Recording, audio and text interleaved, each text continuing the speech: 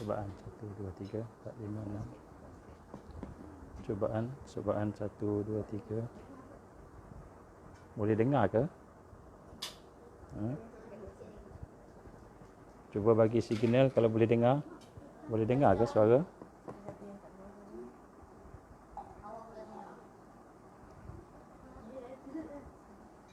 Hello? Boleh dengar ke?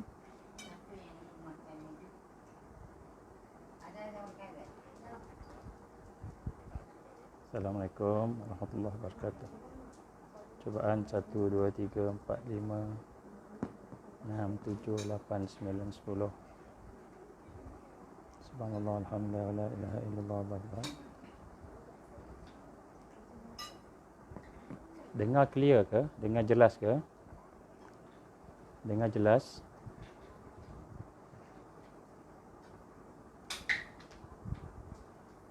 Jelas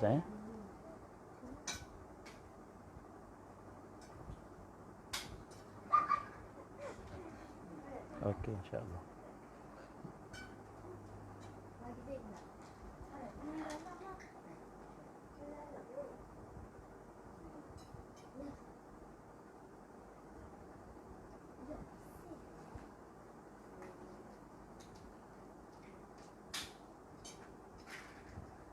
Dengar jelas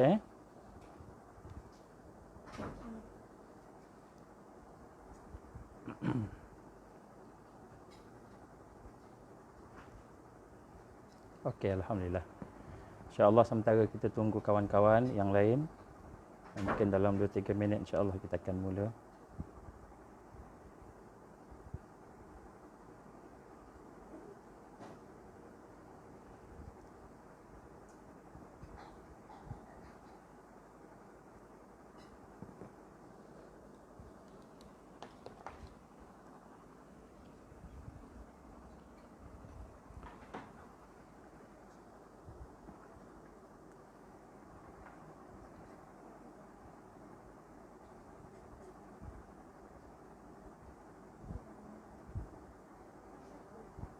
Baik, insya-Allah.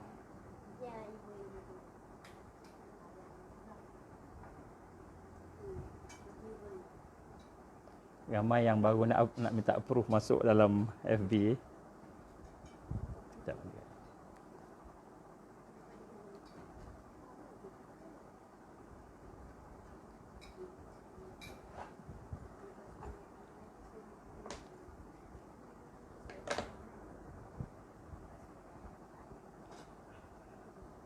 Tak clear.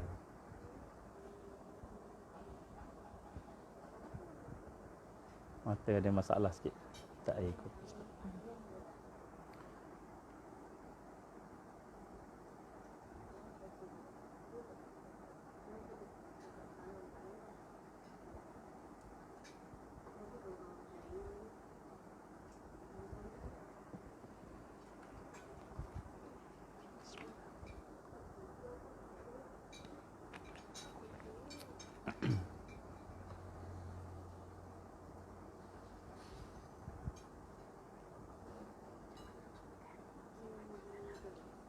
Waalaikumsalam, Khairul.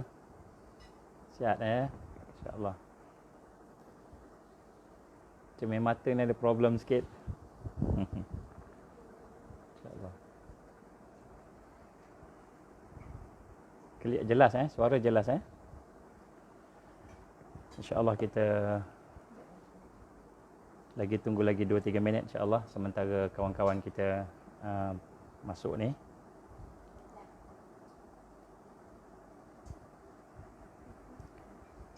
Jadi kalau ada apa-apa persoalan mungkin sebelum kita mula mungkin boleh bagi mesej. Waalaikumsalam warahmatullahi wabarakatuh. Untuk mungkin kita boleh bincang-bincang ataupun kita boleh sentuh dalam perbincangan kita. Kalau ada apa-apa persoalan-persoalan ataupun apa perkara yang dia nak dikendaki, kita bincang tajuk-tajuk dan topik-topik. Sebab sebenarnya saya dapat banyak soalan-soalan, banyak pertanyaan sepanjang kita berada dalam Perintah Kawal Pergerakan PKP ini. Dan setelah kita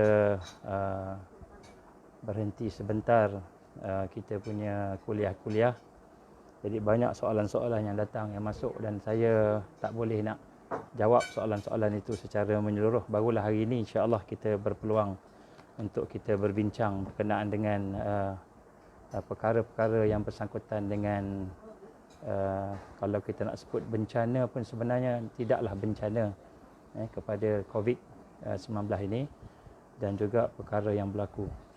Antara persoalan-persoalan yang ditanya berkenaan dengan kaitannya dengan konspirasi, kaitannya dengan kedatangan Al-Masih Dajjal, kaitannya dengan perancangan-perancangan masa depan hala tuju.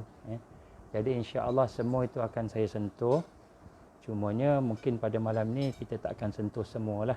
Saya bercadang mungkin kita akan bagi 2-3 sesi lah berkenaan tajuk ini, dan mudah-mudahan kita akan dapat sedikit banyak kefahaman untuk kita lalui apa yang kita sedang hadapi sekarang ini dengan keadaan yang penuh kekuatan, insya-Allah.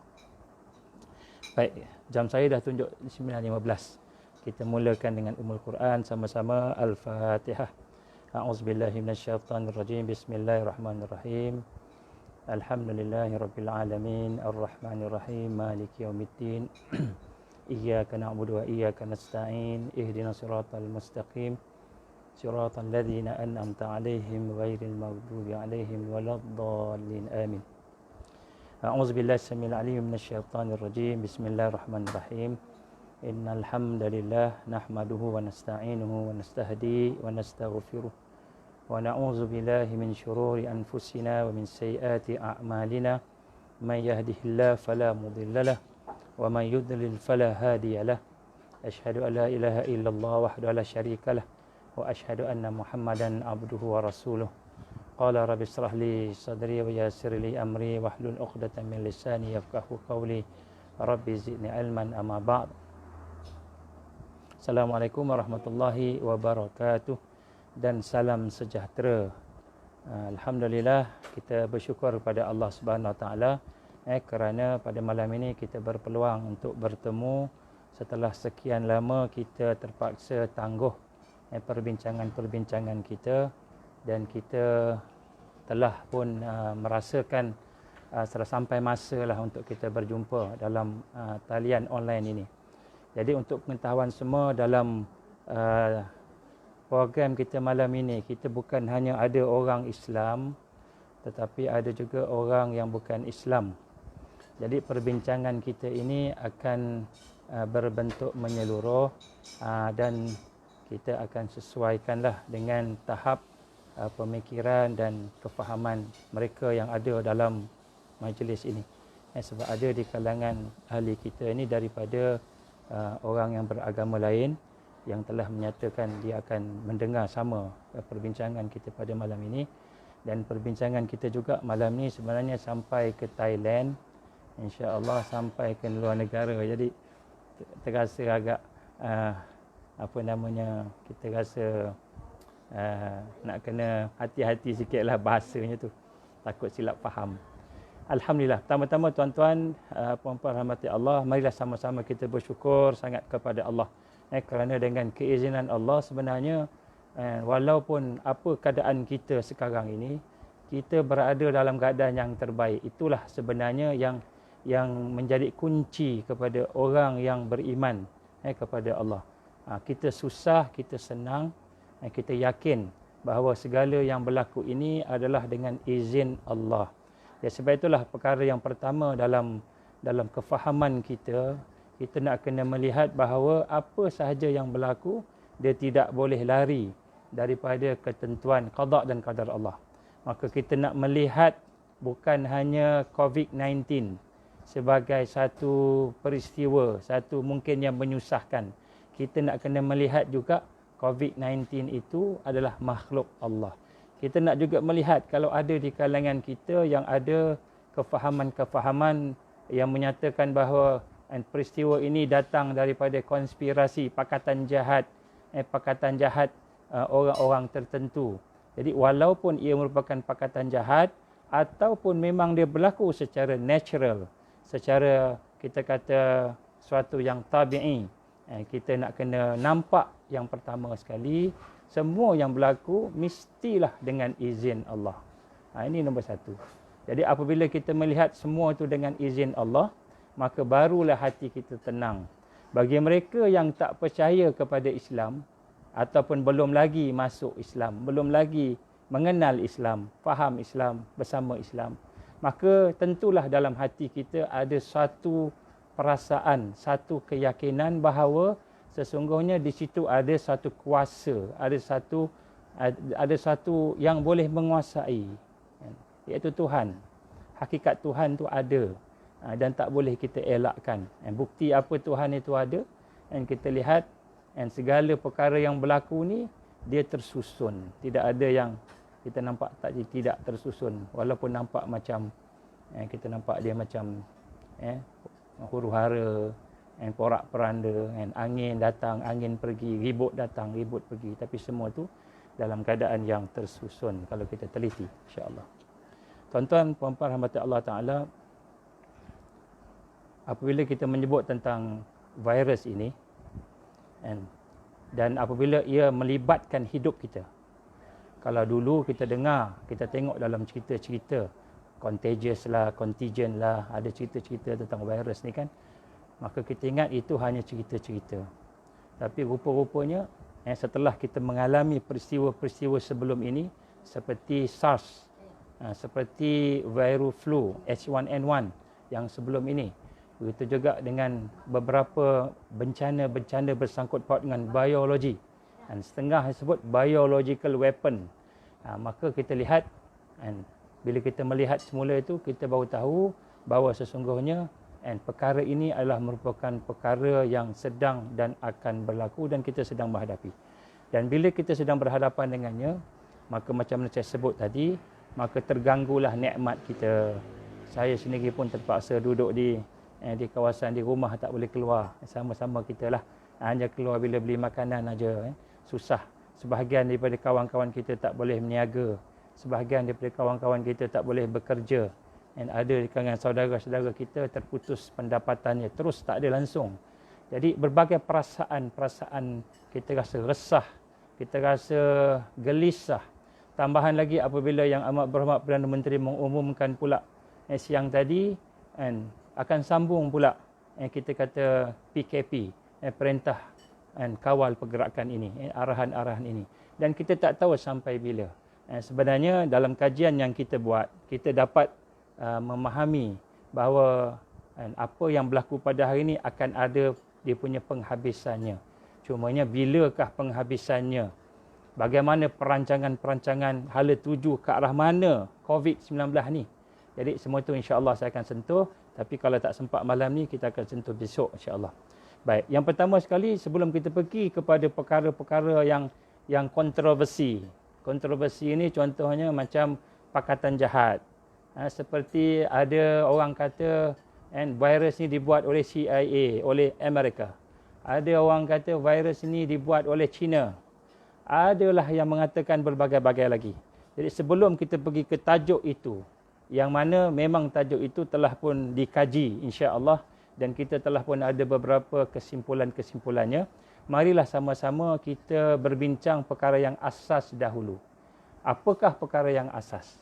Perkara yang asas yang nombor satu, Allah Subhanahu Wa Taala menggambarkan kepada kita bahawa apabila kita hidup di atas dunia ini akan ada yang baik dan yang jahat, al-haq wal batil, dan akan ada pertembungan antara al-haq dan batil, akan ada, dan pertembungan-pertembungan itu memang kita tidak boleh elakkan. Ini adalah sunnah, dan ketika pertembungan itu berlaku, sudah tentulah kita semua akan berhadapan dengan kesusahan. Sama ada kesusahan itu dari sudut iman kita, akidah kita dengan Allah, ataupun kesusahan itu dari sudut pemikiran kita, kecelaruan, kekeliruan. Dan kita rasa tidak ada harapan, kecewa. Tengok kita tak ada pendapatan. Tengok pula anak kita kena dengan virus ini dan sebagainya. Ataupun dari sudut fizikal, kan, kesusahan fizikal, sakit dan sebagainya. Jadi apabila kita berhadapan dengan pertembungan itu, maka sudah tentulah kita akan berhadapan dengan kesusahan. Sebab itulah saya nak gambarkan kat sini tuan-tuan, puan-puan, apabila kita berhadapan dengan bencana ini, nombor satu, kita nak kena rasa bahawa ini semua adalah sebahagian daripada ujian daripada Allah. Dan bila kita sebut ujian, ujian ini dia datang bukan saja-saja. Dia bukan datang tak sengaja ataupun tanpa ada perkiraan, tetapi dia datang dengan kebijaksanaan Allah. Dengan kebijaksanaan Allah Subhanahu Wa Taala. Ini satu perkara yang mesti kita yakin. Dan jangan kita melihat sesuatu berlaku tanpa ada sebab. Mesti ada sebab, mesti ada hikmahnya. Saya nak sebut kat sini tuan-tuan contohnya. Apabila saya bersama-sama dengan kawan-kawan, kami kena serang atas kapal ketika dalam perjalanan menuju ke Gaza pada tahun 2010 bersama-sama dengan 700 orang relawan, bersama-sama dengan 7 buah kapal. Kami ditembak, dipukul, ada yang mati, 9 orang mati. Berhadapan dengan suasana yang amat menakutkan. Kalau kita tengok pada adatnya, menakutkan. Sehingga berlaku perkara yang luar biasa. Apa yang luar biasa? Antaranya ialah orang yang tak pernah sembahyang khusyuk, boleh jadi khusyuk. Orang yang tak pernah berada dalam keadaan ketakutan, sentiasa lawak. Sepanjang perjalanan tu lawak aja dia. Dia asyik bergurau lawak, bergurau ketawa. Pada masa diserang, ketika dah kena ikat dengan Israel, wajah dia serius. Paling serius sekali. Tak pernah nampak dia serius macam tu. Jadi berlaku perubahan. Dan di sinilah kita lihat apabila berlaku perkara-perkara yang demikian, itu adalah merupakan satu perkara yang membawa kepada sebenarnya satu kekuatan kepada kita. Sebab itulah tuan-tuan, nombor satu saya nak sebut di sini, perkara yang penting apabila kita diuji oleh Allah Subhanahu Wa Taala dengan ujian kesusahan, kita tidak akan tenang. Kita tak akan kuat. Kita tidak akan reda. Tak boleh nak reda. Tak boleh nak sabar. Tak boleh nak sabar. Tak boleh kita nak rasa baik sangka dengan Allah. Kecuali kita berhadapan suasana-suasana susah itu dengan satu perasaan dalam hati kita, dalam pemikiran kita, bahawa yang memberi itu adalah Allah Subhanahu Wa Taala. Jadi dalam Islam, agama mengajar kita, segala yang berlaku mesti kita kaitkan dengan Allah. Wajib kita kaitkan dengan Allah. Itu tanda kita kenal Allah. Baik, kalau itu kita tanya kepada diri kita, kenapa Allah bagi kita susah? Kenapa Allah bagi payah? Ada soalan yang lain pula, kenapa Allah membunuh, matikan orang dengan virus ini? Kenapa ada orang yang hidupnya payah, susah? Kenapa ada orang yang menderita dan sebagainya? Jadi, perkara ini adalah merupakan satu perkara yang kita nak belajar, iaitu pertama, apabila kita berhadapan dengan sesuatu, maka kita nak kena melihat sebenarnya Allah Subhanahu Wa Taala nak menunjukkan sifat-sifat dia, perbuatan dia, nama-nama dia yang maha agung. Apakah nama yang maha agung? Contoh, yang kita kenal Allah ni, Bismillahirrahmanirrahim. Allah, dengan nama Allah yang maha pengasih, maha penyayang. Kita kenal Allah pengasih, Allah penyayang. Tapi kita terlupa, Allah juga ada namanya Al-Jabbar. Allah ni maha menggagahi. Allah ni maha menguasai. Allah ni maha menyiksa, Al-Muntaqim. Allah ni maha mengazab. Allah ni maha keras. Allah ni maha adil. Dan amat adil tindakan-tindakan dia. Jadi sifat Allah Subhanahu Wa Taala bukan hanya Ar-Rahman Ar-Rahim. Allah juga ada sifat-sifatnya yang kuat. Sifat-sifatnya yang menggagahi. Sifat-sifat dia yang menguasai. Sifat-sifat dia yang menjadikan kita ni rasa diri kita ni kerdil. Sebab itulah kadang-kadang kita terlupa. Allah Subhanahu Wa Taala memberikan kepada kita kesusahan. Supaya kita faham Allah ni maha menyusahkan. Bila dia nak susahkan orang, orang itu akan susah. Bila nak sakitkan orang, orang itu akan sakit. Bila dia nak mengalahkan orang, orang itu akan kalah. Bila dia nak memberikan nikmat, dia nak memberikan kekayaan, dia nak memberikan kesihatan, dia nak memberikan kekuatan, kebahagiaan, kenikmatan. Allah Subhanahu Wa Taala Maha berkuasa untuk melakukan demikian. Jadi sebab itulah nombor satu, sebenarnya Allah Subhanahu Wa Taala nak memperkenalkan diri dia kepada kita. Sebelum ini kita boleh pergi kerja, tak ada masalah. Kita berniaga, tak ada masalah. Kita belajar, tak ada masalah. Walaupun kita tak kaya hebat macam orang lain, tapi kita boleh makan, boleh minum, boleh keluar, boleh bermain, boleh pergi padang, boleh pergi mana-mana sahaja. Kenapa? Kerana Allah SWT mengizinkan kita, memberi kebebasan kepada kita. Nak pergi kerja, pergi. Dapat gaji, ambil. Dapat bonus, macam-macam kita dapat. Pun di samping itu, kesihatan kita, anak-anak kita ada, semua macam nikmat ada pada kita. Tetapi pada masa itu kita lupa. Kita ingat Allah Subhanahu Wa Taala hanya Ar-Rahman Ar-Rahim. Hanyalah Ar-Razak, memberikan rezeki. Tapi sesungguhnya Allah juga mempunyai sifat-sifat yang lain. Yang kita katakan sifat kesempurnaan. Jadi sebab itulah tuan-tuan, puan-puan, apabila kita melihat sifat-sifat yang ada pada Allah, maka hati kita mesti disentuh. Bila hati kita disentuh, maka kita akan sedar kita ini hanyalah hamba Allah. Maka ketika itu baru kita boleh menangis.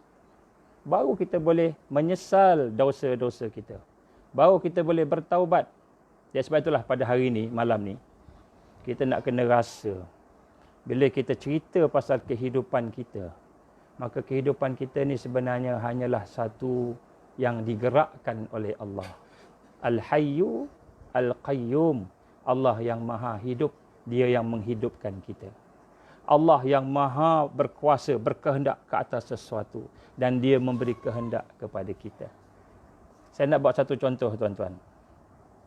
Tuan-tuan cuba bayangkan. Hari ini mungkin kita tak terasa lagi. Tapi cuba bayangkan, sekiranya perkara PKP ini bertukar menjadi perintah berkurung.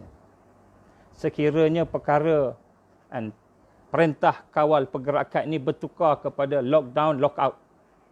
Kita tak boleh keluar rumah langsung. Andainya berlaku ni bukan 2 minggu, bukan sebulan. Katakanlah 6 bulan. Virus bertambah merebak. Virus bertambah menguasai. Yang mati bukan 1000. Macam mana yang pernah berlaku pada tahun-tahun yang lalu. Ketika peristiwa flu, apa saya tak ingat di Marseille tu. Sampai 500 juta orang mati pada masa itu. Kalau di peristiwa Marseille, flu di Marseille tu, pada masa itu di Itali. 50,000 orang mati. Dan kita lihat, katakanlah perkara ini berlaku berlanjutan sampai setahun. Tuan-tuan, puan-puan rahmat Allah, agaknya apa yang kita rasa? Di mana kekuatan kita? Nak makan pun mungkin kita tak akan dapat makan macam mana hari ini. Mungkin kita punya bisnes habis. Bankrupt mungkin. Wallahu a'lam. Yang nak sebut di sini, sekiranya berlaku perkara-perkara tersebut, di mana kedudukan kita? Adakah kita akan marah kepada virus? Kita akan marah pada orang? Kita akan marah kepada kerajaan? Kita akan marah pada siapa? Pada masa itulah. Mula-mula akan timbul kemarahan demi kemarahan demi kemarahan. Sampai satu peringkat kita akan rasa, tak guna aku marah. Tak guna aku marah. Aku marah pun hanya akan merosakkan kehidupan aku sendiri. Pada masa itulah baru kita sedar. Rupa-rupanya ada kuasa. Sebab itu tuan-tuan, saya nak sebut kat sini. Apabila kita diuji dengan virus ini, kesusahan demi kesusahan. Kalau kita tak dapat ikat dengan sifat Allah, dengan perbuatan Allah, dengan kekuasaan Allah, maka kita akan tewas. Mungkin ada antara kita yang akan bunuh diri, ya'zubillah min zalik. Mungkin ada di kalangan kita yang mula berfikir macam mana nak merompak orang. Dan saya nak sebut pada tuan-tuan pada malam ini, sesungguhnya ujian yang kita hadapi ini tidak seberapa lagi berbanding dengan ujian-ujian besar yang telah kita buat kajian, jumhur ulama, kalau tidak ijma' ulama yang mengkaji. Kalau tidak ijma' ulama yang mengkaji, jumhur ulama yang mengkaji. Menyatakan bahawa pada fasa keempat ini, kita akan berhadapan dengan 4 peristiwa besar. 4 peristiwa besar, kesusahan yang besar. Ini kalau tidak ijma' jumhur ulama yang mengkaji. Kalau ulama, ustaz-ustaz yang tidak mengkaji, dia tak tahu. Tapi kalau dia mengkaji, dia tahu. Contohnya apa? Digambarkan. Nanti insya-Allah saya akan sentuh pada masa akan datang, cari detail. Antaranya ialah akan turunnya Al-Masih Dajjal. Dajjal akan turun di fasa yang ini. Dan kemudian akan keluarnya khuruj ad-dukhan. Digambarkan dari setengah ulama akan ada berlaku ad-dukhan. Akan ada berlaku Ya'juj wa Ma'juj. Selain daripada nuzulul Isa, turunnya Isa AS untuk membunuh Al-Masih Dajjal. 4 perkara ini sekurang-kurangnya akan berlaku dalam fasa ini. Ini kajian kita. Dan daripada kajian itu, kita dapati flu COVID-19 ni hanyalah merupakan warming up sahaja. Warming up. Kita nak kata sini sebagai suatu, kita kata pemanas badan lah. Sebab itulah kita kena mempunyai asas yang kuat untuk berhadapan dengan halangan-halangan ini. Inilah kita nak jumpa. Baik. Tuan-tuan, saya nak sebut di sini. Salah seorang daripada tuan guru yang pernah mendidik saya, Muta'al Al-Jabari, rahimahullah. Pada zaman satu ketika dulu, dia pernah dimasukkan dalam penjara. Dalam penjara bukan sebab dia buat jahat, ganas sebagainya, tapi kerana dia mengajar Quran. Dia dituduh dengan berbagai-bagai. Dia masukkan penjara sehingga 11 tahun. Diseksa teruk. Dan akhirnya sampai peringkat Raja Saudi dan beberapa raja yang lain di Arab minta supaya kerajaan keluarkan dia. Akhirnya dia dikeluarkan kerana umur dah terlalu tua pada masa itu. Satu ketika dia bercerita. Dia kata apa? Dia kata satu ketika aku diseksa. Teruk dia diseksa. Banyak siksaan daripada pagi sampailah ke petang. Diseksa teruk dalam penjara. Kita ni belum duduk penjara lagi ni, saya nak sebut ni. Tapi ulama-ulama kita dah duduk dalam penjara. Diseksa teruk. Antara seksanya ditembak elektrik di dada dia sehingga menyebabkan jantung dia tu jadi tidak normal. Sekejap berdenyut kuat, sekejap perlahan. Sehingga akhirnya dia menghadapi sakit jantung yang teruk. Jantungnya ditembak dengan elektrik. Dan kemudian telinganya dimasukkan dengan cacing. Telinga dia masukkan cacing. Cacing masuk sampai tembus. Gegendang telinga. Telinga dua-dua pekak. Telinga dia tak boleh dengar dengan betul. Dia dengar bunyi-bunyi gitu. Tak boleh dengar betul. Kemudian di samping itu, kukunya dicabut. Kuku dicabut. Kuku tangannya, kuku kaki dicabut semua. Dipukul. Tulang rusuk patah.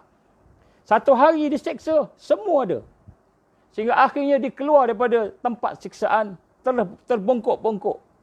Menggigil kaki dan tangannya. Menggigil kaki dan tangannya. Yang ada pada dia hanya satu aja. La ilaha illallah, la ilaha illallah, la ilaha illallah. Setiap kali dipukul, Allah. Setiap kali dipukul, Allah. Sampai keluar masuk ke dalam tempat kawan-kawan dia duduk dalam sel tu. Ni dia cerita. Dan kawan dia tu salah seorangnya Mustafa Masyhur menceritakan semula dalam salah satu perjumpaan tentang sahabat seorang dia ni, Muta'al Jabari rahimahullah, dah meninggal dah, seorang ulama besar dari Mesir. Apabila masuk dalam penjara, dia buka pintu penjara, dia tolak masuk dalam keadaan tulangnya dah cedera, dalam keadaan jantung dia, dalam telinga dia, dalam keadaan tangan menggigil sebab dicabut, kuku dicabut, kaki kuku dicabut, menggigil dalam. Masing-masing pegang masuk, dudukkan dia. Kemudian kata sahabat dia, Syekh Mustafa, dia kata, wahai sahabatku, apakah engkau merasai bahawa Allah Subhanahu Wa Taala melihat, mengetahui ketika engkau diseksa tadi?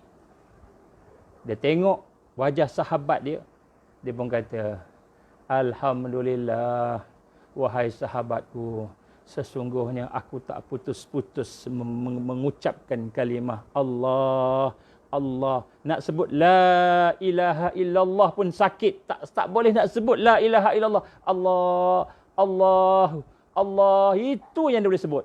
Aku sebut Allahu, Allah, sakit sangat. Sehingga akhirnya, tetapi alhamdulillah, setelah kau mengingatkan aku tentang Allah yang melihat, aku terasa lapang, lebih bahagia daripada apa yang ada sebelumnya. Jadi dia kata apa? Dia kata, sahabat, bila engkau dah ingatkan aku pada Allah, maka seolah-olahnya penderitaan, dicabut kuku, dimasukkan cacing tadi dan sebagainya, seolah-olahnya semua tu dah tak ada apa, sebab Allah yang izin perkara itu berlaku. Tuan-tuan, siksaan yang hebat kepada seorang ulama yang berlaku di zaman kita boleh dihadapi dengan penuh ketenangan. Kenapa?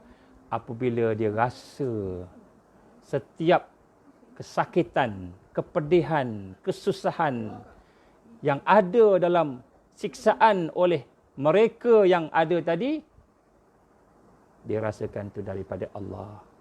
Sudah tentu Allah tak akan aniaya dia. Sudah tentu Allah tak akan sakiti dia, zalimi dia. Sebab dia kenal Allah.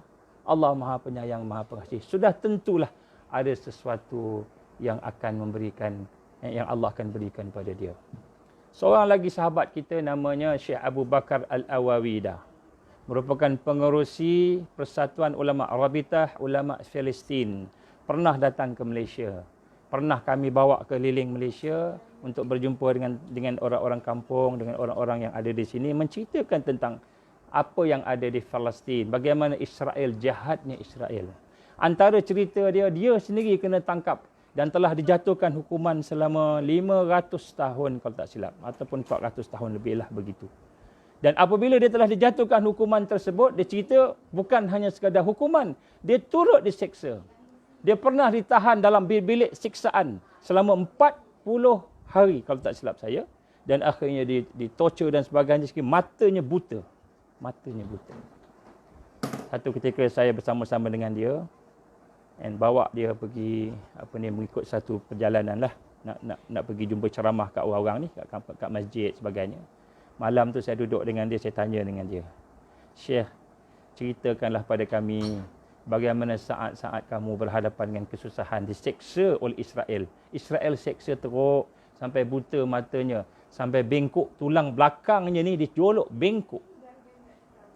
Dia pun tersenyum. Kenapa dia tersenyum? Sebab dia kata, ketika aku diseksa oleh Israel, oleh Yahudi, Yahudi seksa aku, Yahudi buat macam-macam ke aku. Ketika itu aku rasa Allah melihat aku. Allah melihat aku. Aku rasa Allah Subhanahu Wa Taala memerhatikan aku. Setiap kali aku dipukul, maka setiap kalilah aku rasa aku semakin dekat dengan Allah. Aku redha pada Allah. Aku redha pada Allah. Ya Allah, aku redha pada Engkau. Ya Allah, aku redha pada Engkau. Ya Allah. Sakit tak? Sakit. Tapi dia rasa redha pada Allah. Kemudian dia kata, Ya Allah, Ya Allah, aku sabar. Ya Allah, Ya Allah. Dia rasa, dia kata, diri dia semakin dekat dengan Allah. Dan setiap kali Yahudi itu menyeksa dia, pukul dia, maka dia kata apa? Setiap kali dia merasakan bahawa Yahudi itu dilaknat oleh Allah. Yahudi itu adalah musuh Allah. Dia rasa begitu sehingga dia merasakan bahawa walaupun aku diseksa, tapi aku semakin dekat dengan Allah Subhanahu Wa Taala. Tuan-tuan rahmati Allah SWT, akhirnya walaupun telah dijatuhkan hukuman selama 400 tahun lebih, 450 tahun lebih kurang, oleh Israel ke atas dia, Allah izin dia bebas. Dan akhirnya telah keluar dan sekarang tinggal di Turki, Syekh Abu Bakar ini. Dan hasil daripada apa yang berlaku itu, kita boleh mengambil pengajaran yang paling amat penting. Ini orang-orang ulama zaman kita ni, ulama yang masih hidup sampai pada hari ini. Apa pengajarannya tuan-tuan? Bukan coronavirus, bukan kena sekat tak boleh makan, bukan kena sekat tak boleh berjalan keluar, bukan kita tak boleh meniaga, tak ada apa. Diseksa, malahan mungkin mati dibunuh dengan siksaan yang amat keras. Tetapi mereka boleh berhadapan dengan kesusahan yang begitu kerana mereka yakin segala perkara yang berlaku itu daripada Allah. Daripada Allah. Sebab itulah perkara pertama tuan-tuan, ini bukan teori, walaupun nampak macam teori, tapi sebenarnya ini adalah suatu keyakinan yang perlu diproses. Sebab itulah bagaimana seseorang yang hidupnya susah boleh bahagia. Dia miskin, dia boleh bahagia. Dia miskin, dia boleh bahagia. Dia sakit, dia boleh bahagia. Dia ditinggalkan oleh kawan-kawan, tak boleh nak jumpa kawan-kawan, selalu mengetih di mana-mana. Hari ini tak boleh mengetih dah. Duduk kat rumah, tak boleh keluar. Tapi dia rasa bahagia. Hatinya diisi oleh hubungan yang mantap dengan Allah Subhanahu Wa Taala. Inilah perkara yang paling susah dalam tarbiyah.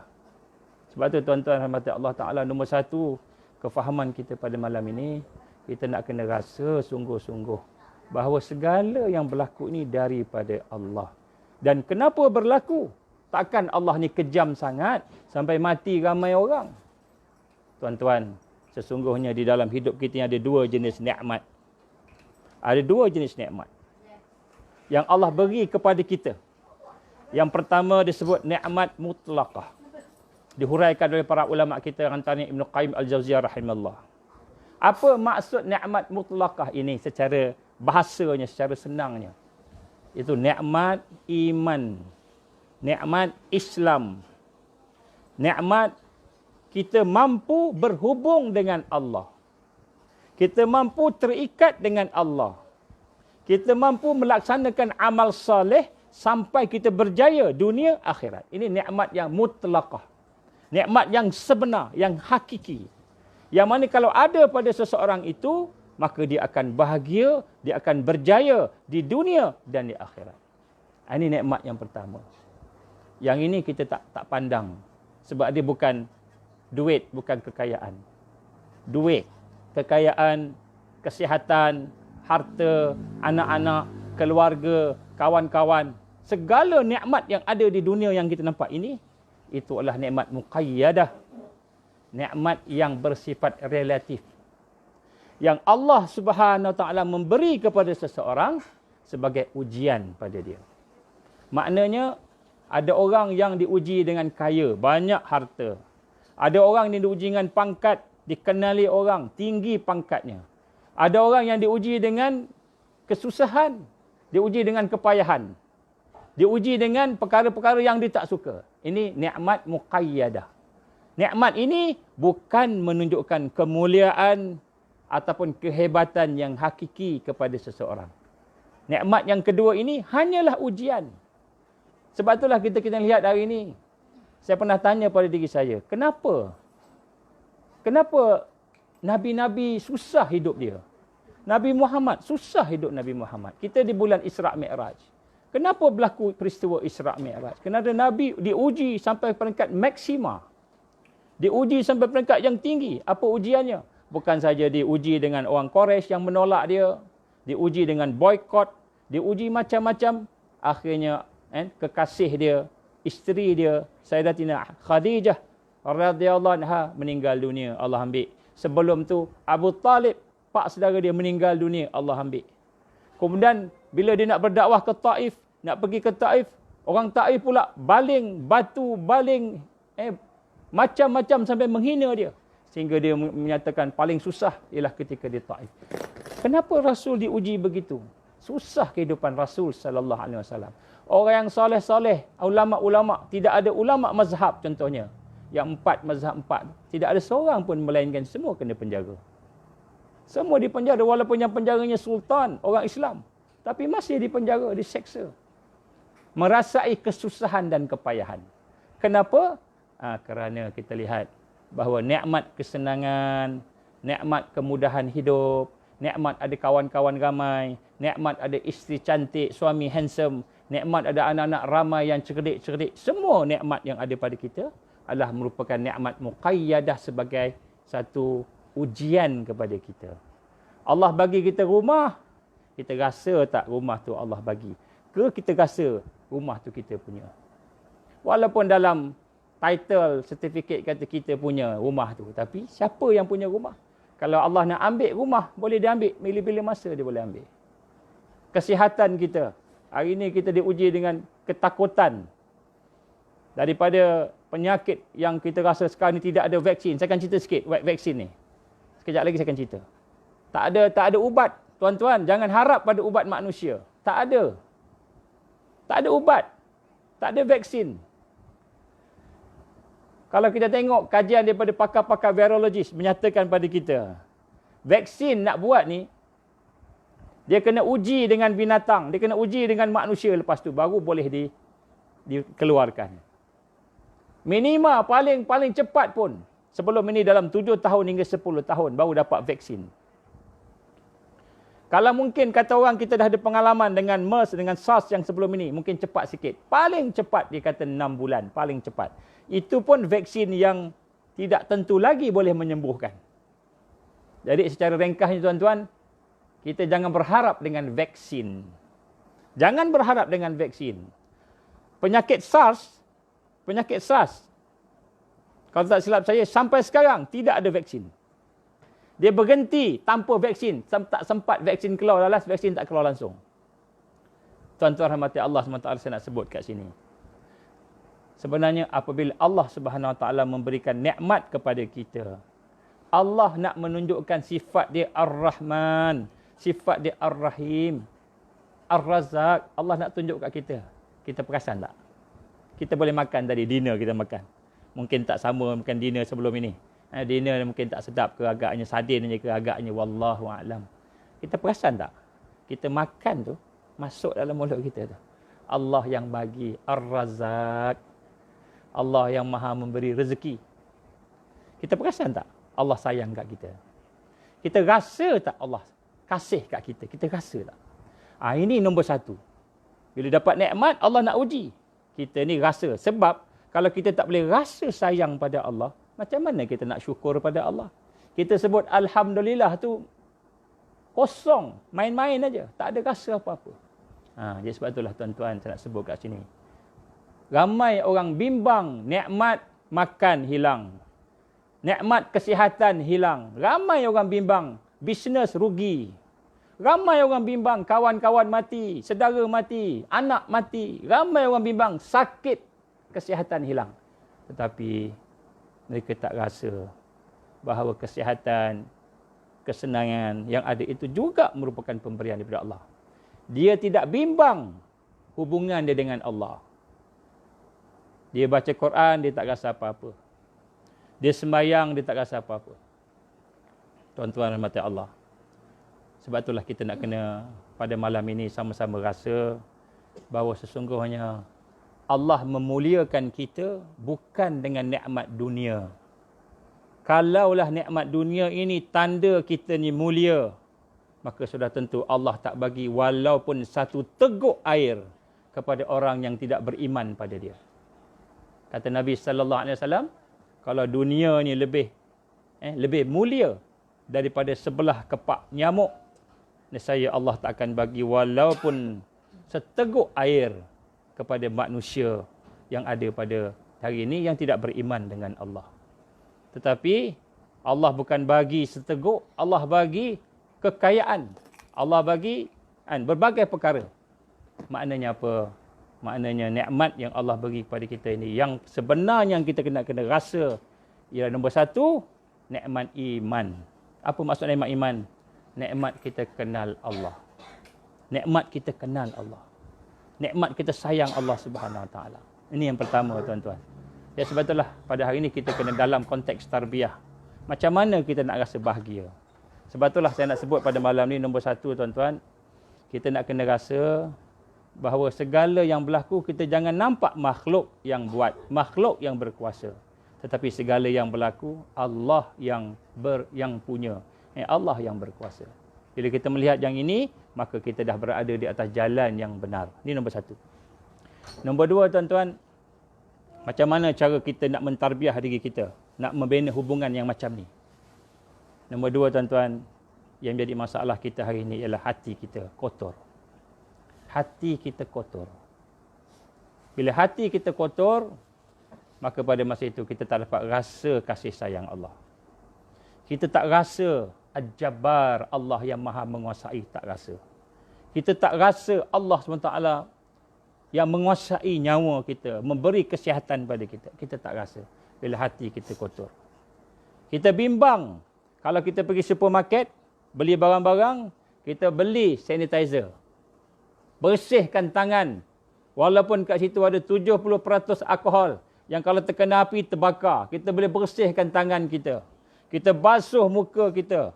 Tutup semua. Bimbang, kuman, kekotoran datang kepada kita. Kita bimbang fizikal kita ni dijangkiti oleh virus. Tapi kita terlupa nak tengok hati kita. Dah lama dijangkiti oleh virus-virus yang merosakkan iman kita. Sehingga hari ini kita dengan Allah jauh. Sembayang kita lebih kurang aja. Tuan-tuan, saya nak sebut sebab sembayang ni. Saya teringat masa kami atas kapal.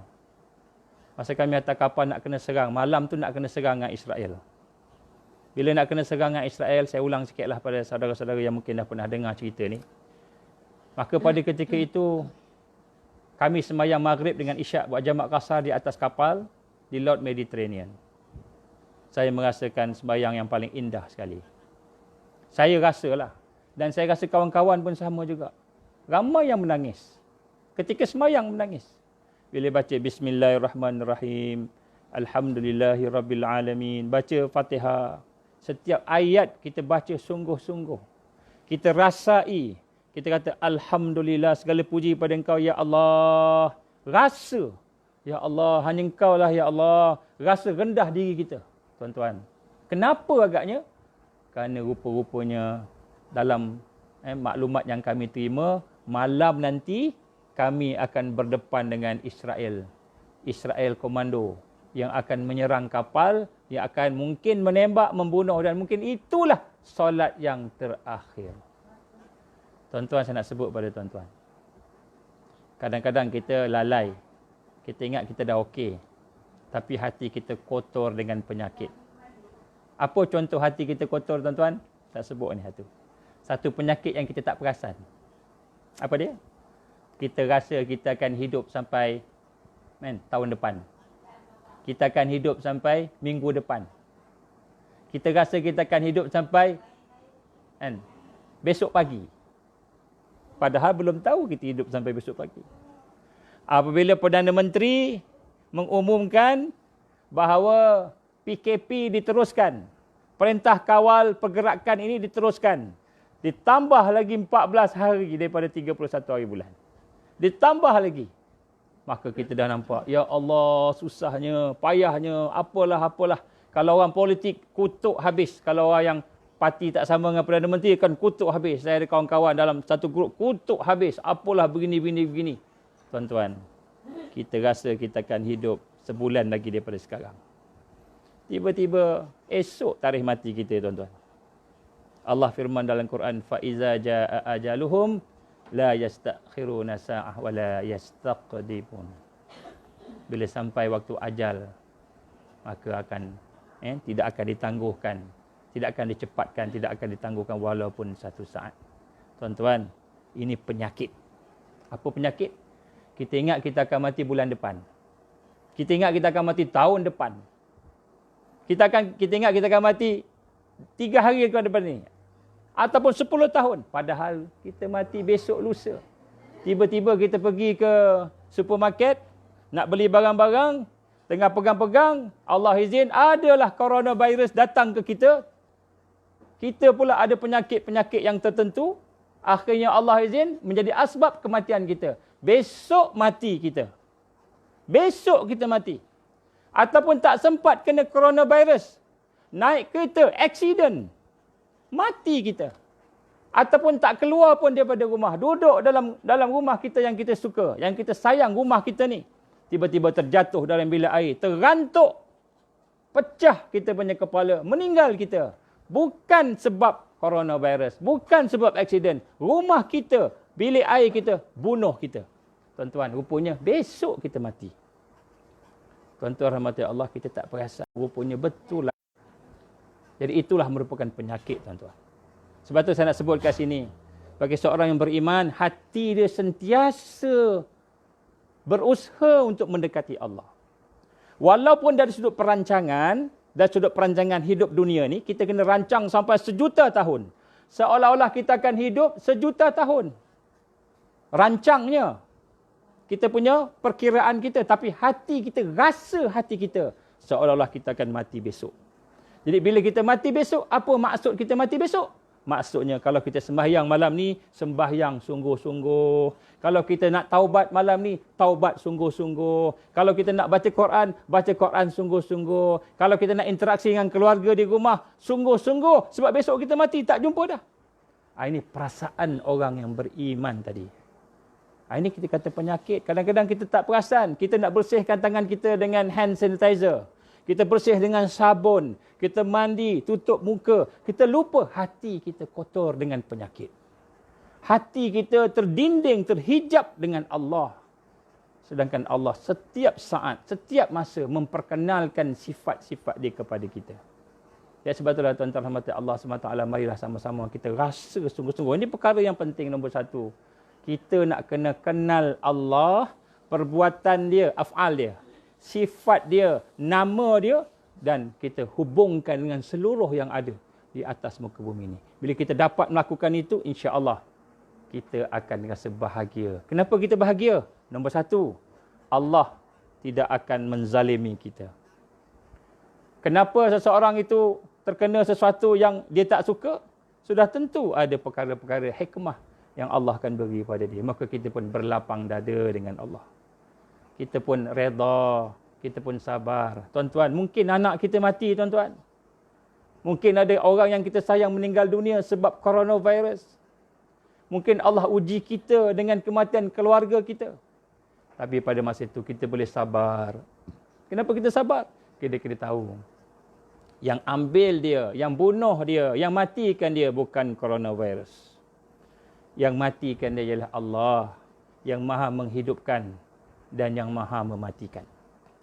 Ya, sebab tu tuan-tuan, bila kita rasa yang itu, maka kita kena latih. Sebab tu nak dapat bahagia ni tuan-tuan, nombor satu, kita akan bahagia bila kita kenal Allah. Macam mana nak kenal Allah? Kita kena kenal perbuatan dia. Kita kena kenal sifat dia.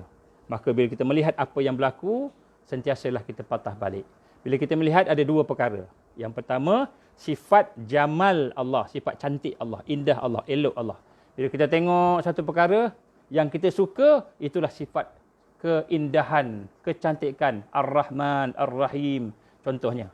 Kemudian bila kita tengok sifat-sifat yang kita tak suka, contohnya aksiden, contohnya sakit, contohnya miskin, nak makan tak cukup, kawan-kawan tak ada nak berbual-bual, kita rasa sepi, rasa tidak ada keseronokan, maka itu sifat Al-Jalal.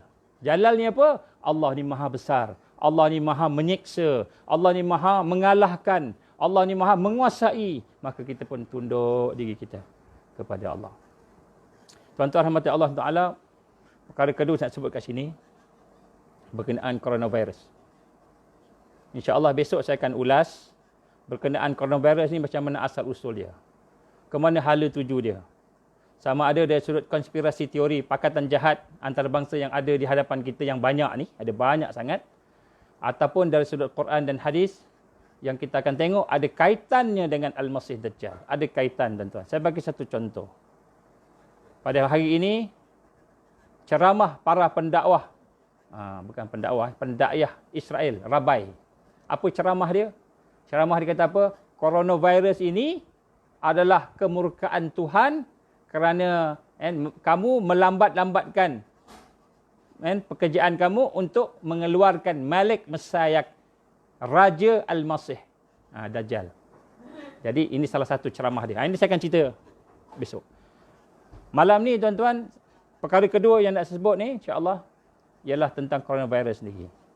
Coronavirus ni tuan-tuan, saya sebut tadi, dia tidak ada vaksin. Buat masa ni tak ada vaksin lagi lah. Dan kemungkinan besar kalau ada pun mungkin lepas wabak dah habis baru keluar. Mungkinlah, wallahu a'lam, saya pun tak tahu. Tetapi yang penting tuan-tuan, daripada kajian-kajian para doktor, kajian-kajian pakar-pakar virus yang ada di Amerika, yang ada di China dan di Jepun, kita boleh simpulkan tiga perkara. Tiga perkara tuan. Nak berhadapan dengan coronavirus ini. Yang pertama tadi, kita sebut tadi, Kita nak hubungkan coronavirus ni dengan Allah sehingga hati kita tenang. Perkara yang kedua ni, kita nak tengok 3 perkara ini supaya kita boleh terselamat dengan ujian ini. Yang pertama tadi, iman. Yang kedua ni, apa yang kita nak kena buat. 3 perkara. Yang pertama, tuan-tuan, para pengkaji virus menyatakan bahawa untuk tunggu vaksin, dia akan berhadapan dengan satu yang payah. Apa yang payah?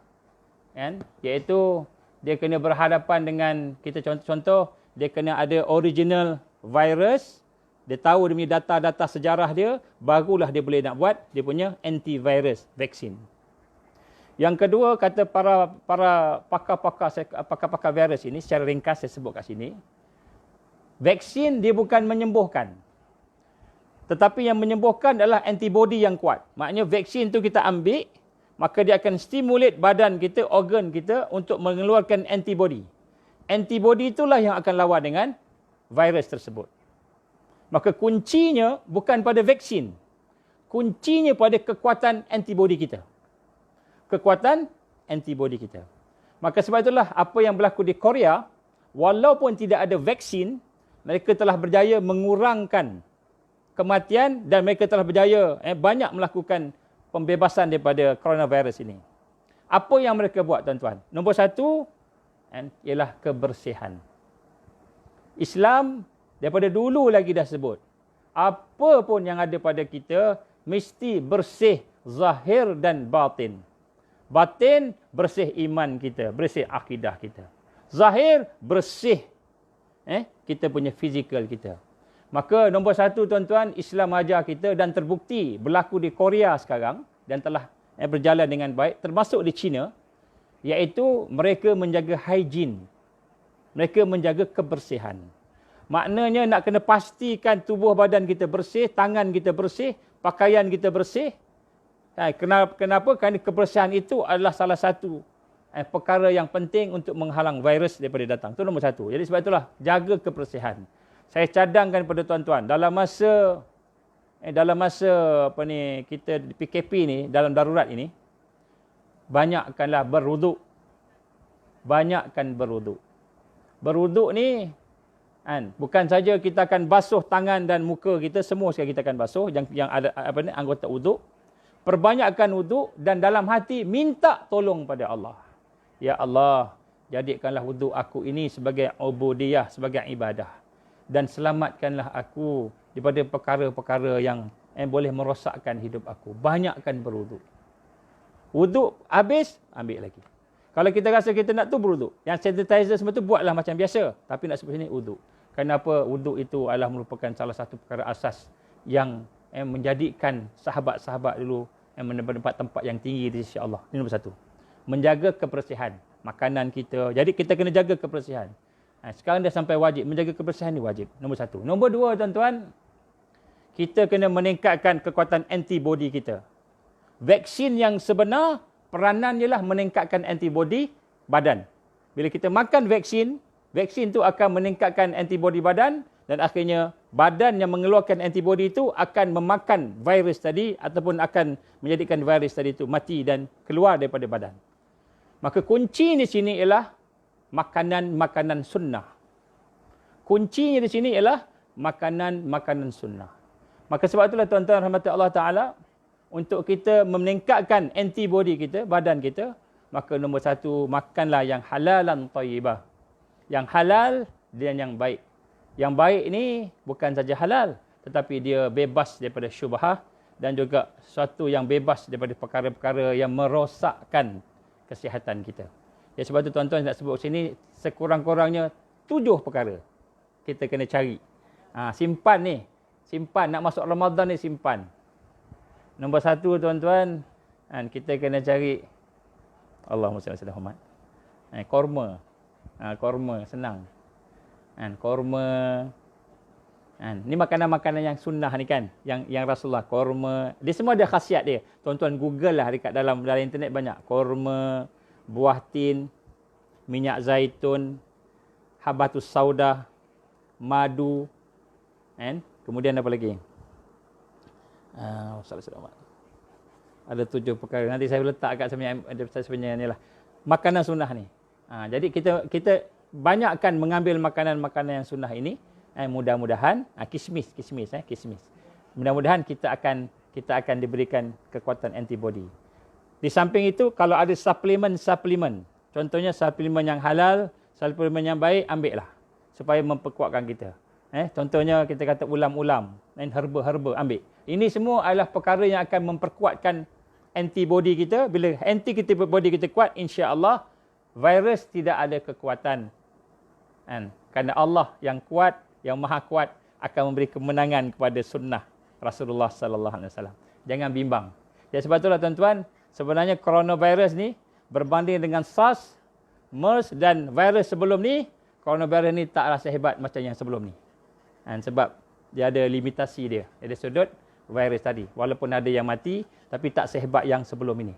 Sebab tu tuan-tuan, insya-Allah saya yakin kalau kita mengamalkan makanan sunnah, mulai daripada saat ini tuan-tuan, jangan dah makan ring yang makanan junk food tu, jangan makan dah, buang dah.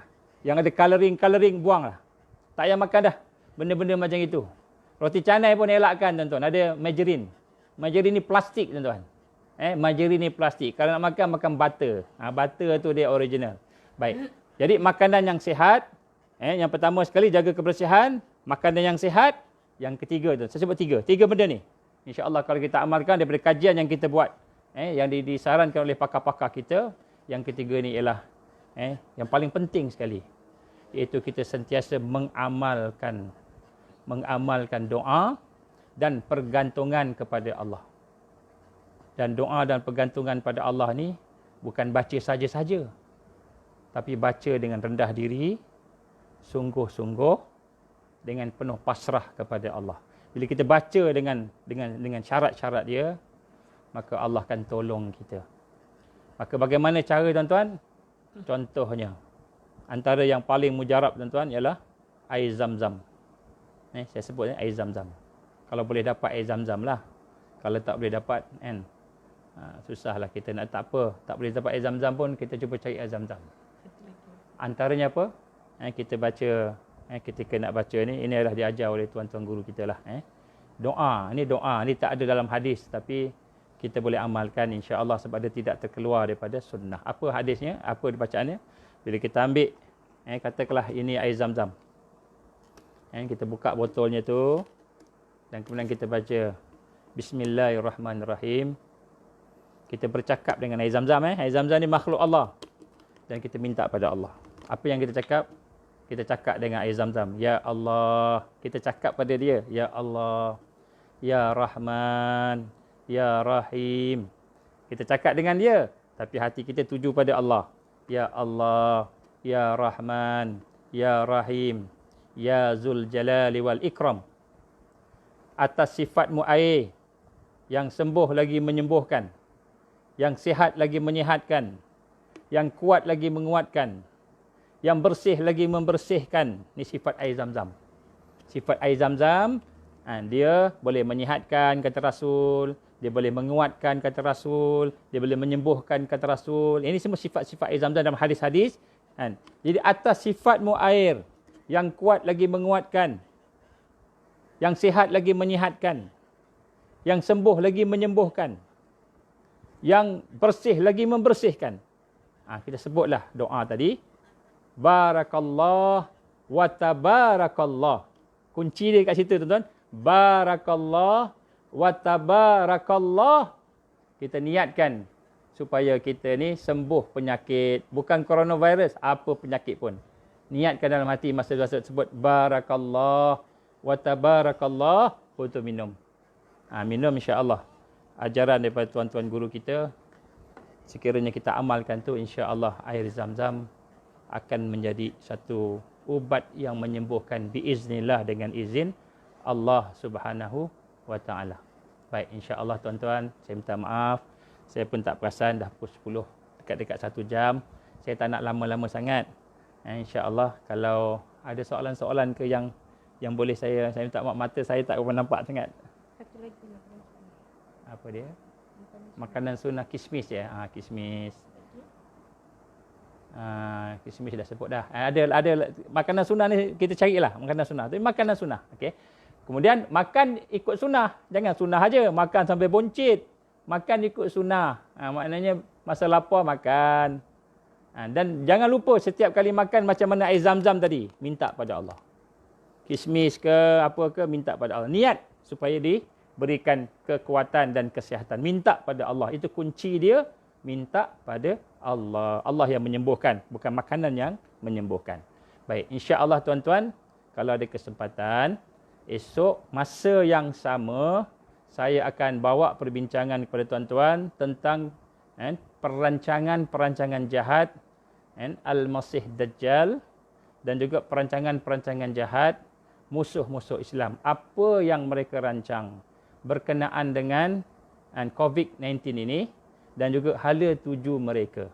Ini soalan ni sebenarnya ramai tanya ni. Jadi saya tak boleh cakap hari ni. Hari ni saya kena bincang tajuk ni dulu. Besok baru kita berbincang insya-Allah. Masa yang sama 9 suku besok malam. Insya-Allah kalau saya sihat dan hidup lagi. Kalau tuan-tuan sihat dan hidup lagi, insya-Allah kita akan buat. Dan insya-Allah tuan-tuan saya akan cuba jawab soalan-soalan dan kalau tuan-tuan apa-apa PM pada saya. PM pada saya apa yang ada, insya-Allah saya akan cuba jawablah pada masa esok malam. Dan kalau boleh tuan-tuan sebarkan, cumanya saya nak sebut sini. Bila sebut tentang pakatan jahat antarabangsa, maka ada juga di kalangan ustaz-ustaz kita yang menentang.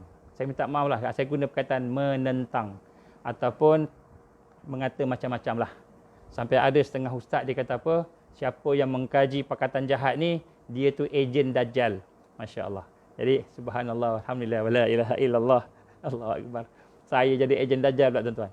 Tuan-tuan nak sebut kat sini, kalau ustaz tu dia tak mengkaji, maka dia tak tahu. Jadi kita kaji. Baik. Ada soalan sini, satu soalan. Apa nasihat ustaz pada frontliner seperti jururawat, doktor yang berjuang? Baik, yang pertama sekali, seorang yang berjuang mesti sentiasa dalam zikrullah. Apa maksud zikrullah? Oh, panjang pula ni kan. Zikrullah ini bermula dengan kita kenal Allah. Apa maksud kenal Allah? Ini kita kena latih. Latih. Apa latihannya? Nombor 1, kita tengok semua benda. Pesakit. Tengok semua. Kita jangan nampak pesakit. Jangan nampak manusia. Jangan nampak orang. Jangan nampak doktor. Yang nampak pencipta kepada doktor tadi. Kita nak nampak Allah. Bukan dengan mata kita. Dengan hati kita. Hati kita nak rasa ini adalah makhluk Allah. Ini adalah kekuatan Allah, kesempurnaan Allah. Kita nak rasa gitu.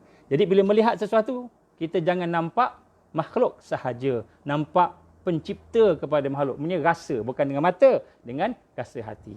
Okey, bila kita rasa begitu, maka kita akan mula berzikir pada Allah. Maka zikir saya nasihatkan kepada tuan-tuan terutamanya yang berada di front line, banyakkan zikir yang terbaik iaitu la ilaha illallah. La ilaha illallah, inilah senjata yang paling ampuh sekali untuk berhadapan dengan apa suasana pun. Tuan-tuan, kalau tuan-tuan amalkan, lidah sebut la ilaha illallah, hati sebut la ilaha illallah, amalkan sampai satu peringkat, hati akan rasa kebersamaan dengan Allah. Allah akan bagi cahaya tu. Bila Allah bagi cahaya, kita dah tak mula melatah, dah tak mula terkejut-terkejut, dah tak mula takut. Kita akan rasa tenang, kita akan rasa melihat sesuatu dengan kacamata iman. Ini bekalan nombor 1 untuk frontliner. Kalau kita tengok makhluk, takut kepada kematian, maka kita bukan seorang yang menjadi hamba Allah, tapi kita menjadi hamba nafsu kita. Sebab orang yang beriman, dia takut dengan murka Allah. Dia tak takut dengan mati. Mati, semua mati tuan-tuan. Tak sebut tuan-tuan. Semua kita dah ada tarikh mati. Tarikh mati ni bukan setakat tarikh mati berapa hari bulan, berapa tahun bila. Tarikh mati kita sampai ke saat pukul 10, 1 minit, 1 saat mati kita. Matilah kita. Tarikh mati dah ada dah. Siap dengan saat. Bila? Wallahu a'lam. Jadi jangan takut mati. Mati memang kena. Bila mati, mati. Bila Dan walaupun kita ada kena dengan ujian teruk, tapi kita belum masa mati, tak mati. Tak mati tuan-tuan. Ini yakin pada Allah. Frontliner mesti banyak zikrullah. Dan zikrullah inilah akan memberi kekuatan. InsyaAllah kita akan tengok dengan lebih dalam. Amalkan dulu la ilaha illallah, la ilaha illallah, la ilaha illallah. Dan mudah-mudahan Allah akan beri kekuatan. Itu benda paling basic sekali. Kalau sebut la ilaha illallah pun susah, maka sedarlah hati kita kotor. Ada yang menghalang. Apa yang menghalang? Dosa kita. Dosa kita. Kita kena bertaubat. Ada dosa yang menghalang kita. Tak boleh nak sebut la ilaha illallah ni. Dosa kita. InsyaAllah nanti kita akan bincang lagi. Ada soalan lagi? Ada apa-apa soalan yang ni?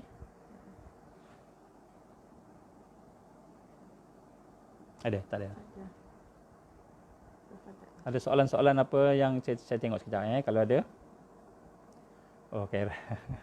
Ada kata tak apa panjang pun. Saya bimbang yang lain. Kalau ada soalan boleh beritahu saya sekarang ni. InsyaAllah saya cuba tengok.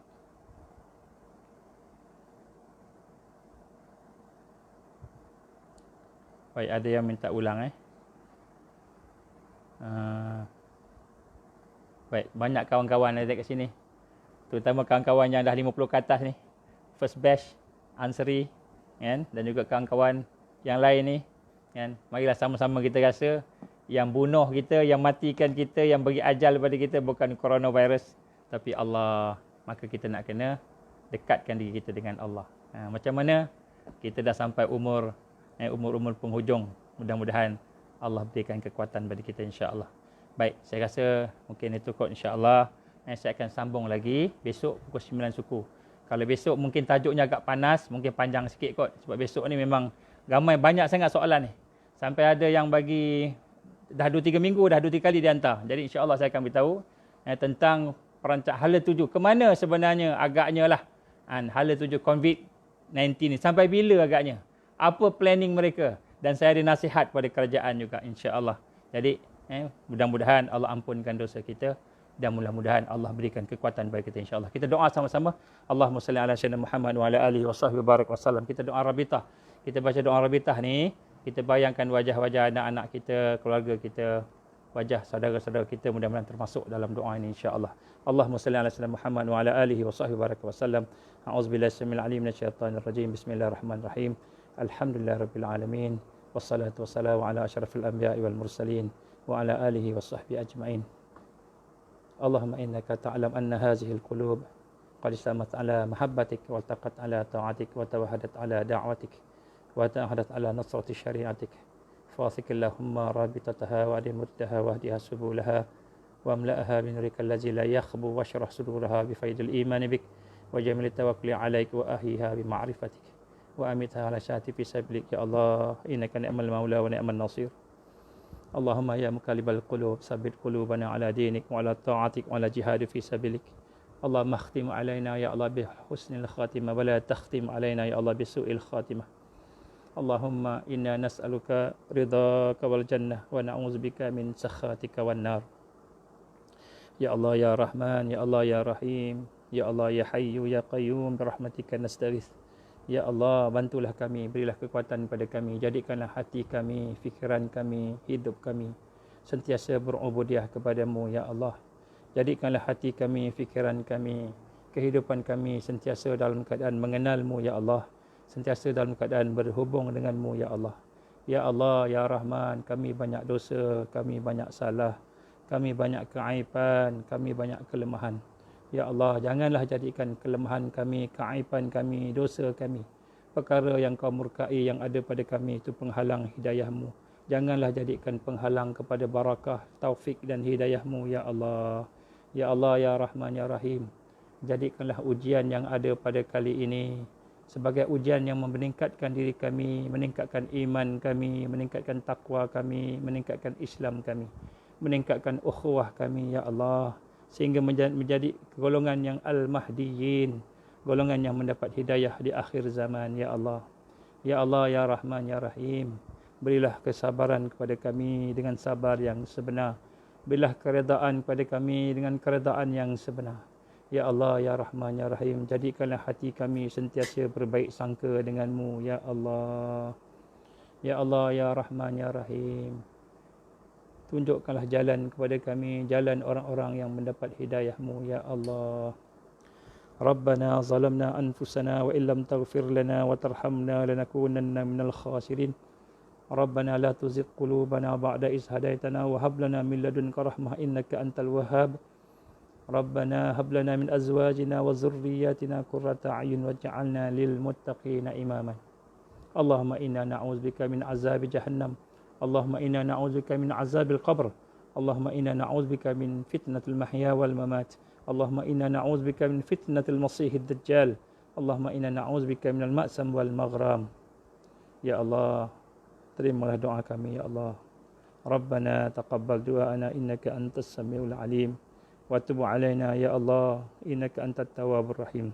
Wa sallallahu ala sayyidina Muhammad wa ala alihi wa sahbihi wa baraka wa sallam.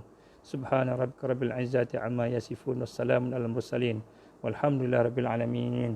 Subhanakallahumma wa bihamdika asyhadu an la ilaha illa anta astaghfiruka wa atubu ilaik.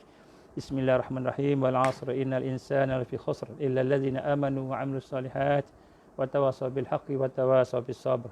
Wabillahi taufik wal hidayah. Assalamualaikum warahmatullahi wabarakatuh. InsyaAllah kita jumpa besok 9 suku kalau ada peluang. Assalamualaikum.